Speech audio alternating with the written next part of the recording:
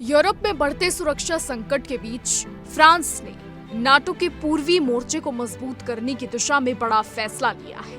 जी हां, आपको बता दें कि हाल ही में रूसी ड्रोन घुसपैठ के बाद फ्रांस के राष्ट्रपति इमैनुअल मैक्रोन ने पोलैंड में 3 राफेल लड़ाकू विमानों की तैनाती की घोषणा की। ये कदम यूरोपीय सुरक्षा और नाटो की सामूहिक रक्षा रणनीति को मजबूत करने के लिए उठाया गया है। जी हां, मैक्रोन ने साफ कहा कि यूरोप की सुरक्षा सर्वोच्च प्राथमिकता है और रूस की बढ़ती आक्रामक गतिविधियों के आगे झुकना संभव नहीं। फ्रांस की इस घोषणा ने न केवल पोलैंड बल्कि पूरे यूरोप में सुरक्षा सहयोग को नई दिशा दी है।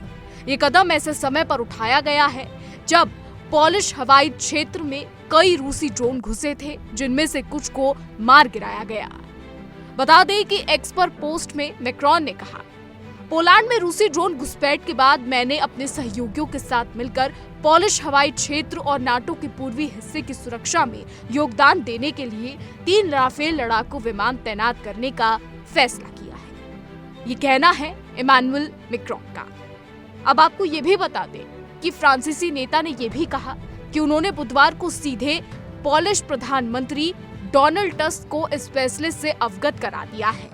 उन्होंने इस मामले पर नाटो महासचिव जेंस और ब्रिटिश प्रधानमंत्री कीर स्टारमर से भी चर्चा की, जिनके बारे में मैक्रोन ने कहा कि वो भी पूर्वी सीमा की रक्षा में लगे हुए हैं। आपको बता दें कि मैक्रोन ने जोर देकर कहा कि रूसी कार्रवाइयों से यूरोप की रक्षा करना फ्रांसीसी और नाटो की रणनीति का केंद्र बिंदु बना हुआ है।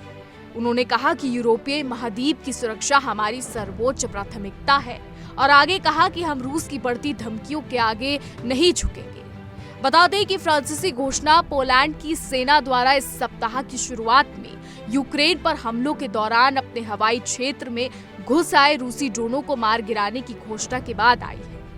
वॉर्सो ने तब से नाटो के अनुच्छेद 4 का हवाला देते हुए इस खतरे पर सहयोगियों के बीच परामर्श करने का आह्वान किया है। ये कदम 2022 में रूस द्वारा यूक्रेन पर पूर्ण आक्रमण शुरू होने के बाद से पूर्वी यूरोप में नाटो वायु रक्षा में फ्रांस के सबसे प्रत्यक्ष सैन्य योगदानों में से एक है। पोलैंड के उप प्रधानमंत्री ने कहा है कि घटना के पैमाने से पता चलता है कि ये जानबूझकर किया गया था।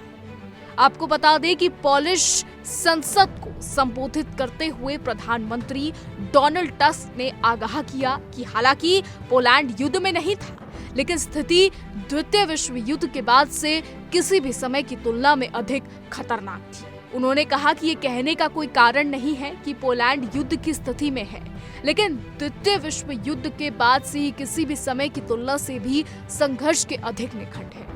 प्रधानमंत्री ने कहा कि पोलैंड एक ऐसे शत्रु का सामना कर रहा है जो अपने शत्रुतापूर्ण इरादों को छिपा नहीं पा रहा है। बता दें कि रिपोर्ट्स के अनुसार टस्क ने यह भी घोषणा की कि पोलैंड ने नाटो संधि के अनुच्छेद 4 को लागू किया है, जो गठबंधन को बैठक आयोजित करने और सदस्य देशों की सुरक्षा के लिए खतरों पर चर्चा करने की अनुमति देता है।